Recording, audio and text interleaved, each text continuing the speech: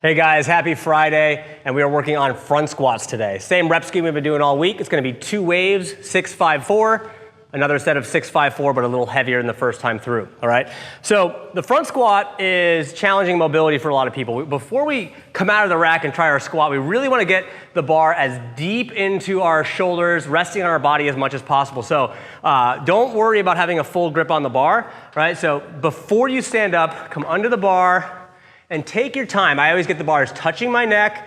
I'll reposition my neck to make sure I can breathe. And I'm just really working on my mobility. Notice my fingers are completely open. And when I stand up, it's sitting on my body. Okay, my body is holding the weight. And I'm just pushing my elbows up and chest up the entire time. Never let it relax. Now I feel it on my wrists, right? My elbows are down and that's crushing my wrist. This sucks. Sometimes you have mobility issues where you can't physically do it, so try to make this a priority before or after class, just working on that position. Elbows up, chest up, all right? Really feel the weight on the body. From there, just take a step back, find your squat position. The entire time in your squat, you're always focusing on chest and elbows up. Get that good deep squat, all right? And fight for good position. Nothing too fancy there. If you cannot do this, you can do a back squat if you'd like. If this is too much on your wrist, you can do a goblet squat, something like that. But that'll be our strength today, right? Our conditioning, we're gonna be doing only 2 movements, kind of. We're doing lunging, 3 different variations of lunging, plus pull-ups, all right? It's gonna be 3 sets of 20 pull-ups. So whatever you pick for your pull-up should be something you feel really comfortable with. So this is a great option to do jumping pull-ups, all right? Jumping pull-ups are great. Think of it like they're as fast as someone doing like a butterfly kipping pull-up. They're really fast, you get full range of motion, and your arms do get stronger. So you set up a box, you can adjust the height as needed, but jump and pull. Just make sure you get full range of motion every single time. Great option. Of course, we love doing ring rows, right? So again, choose a variation or angle so you can bang out. These feel easy to begin with, but get challenging again, and working on speed and power as we're pulling. Of course, the band, another option. If you use a band, again, make sure you can get full range of motion. You can start working on a little kip, okay?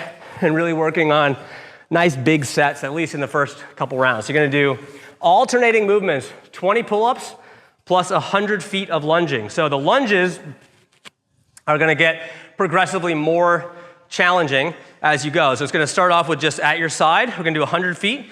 Tap your knee to the ground, stand up. We're gonna go for 100 feet, okay? The second round of lunging is going to be front rack position, touching your knee to the ground every single time. So this is a little bit more challenging on the midline. And the last one's gonna be the worst and the hardest will be overhead position. So if you have difficulty with mobility in your shoulders, this might be borderline impossible. You might have to do another round of front rack lunges, right? But really pushing up 100 feet, okay? So we have 3 different variations of lunges for 100 feet. Between each round, 20 pull-ups. You got a 12-minute cap for that, all right? Our finisher is gonna be some posterior chain work. Movement 1 I love is a ring hamstring curl. So it looks like this.